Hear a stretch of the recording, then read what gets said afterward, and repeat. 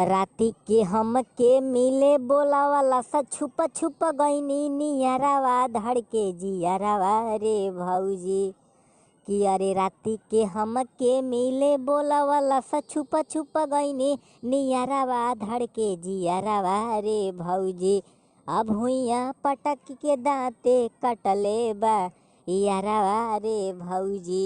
अब हुइया पटक के दांते कटले बा यारावा रे भौजी।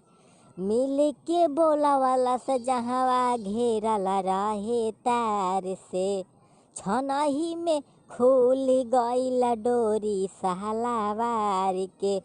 ऐसे दौड़ के धैलस हमके हहरल मोर हियरवा धड़के जियरवा रे भौजी।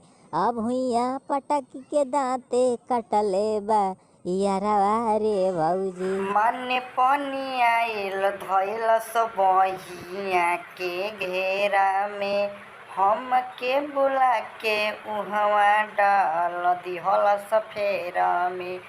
ऐसे दौड़ के धैलस हमके हहरल मोर हियरवा धड़के जियरवा रे भौजी। ऐसे दौड़ के धैलस हमके हहरल मोर हियरवा धड़के जियरवा रे भौजी।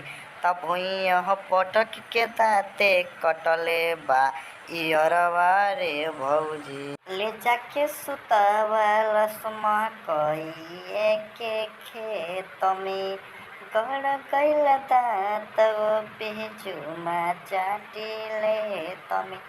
जाइब न कबो सुनाए भौजी राजा सचिन के नियरा धड़के जियरवा रे भौजी। जाइब न कबो सुनाए भौजी सचिन धनंजय के नियरा धड़के जियरवा रे भौजी। तब भुइया पटक के दांते कटले बा इयरवा रे भौजी।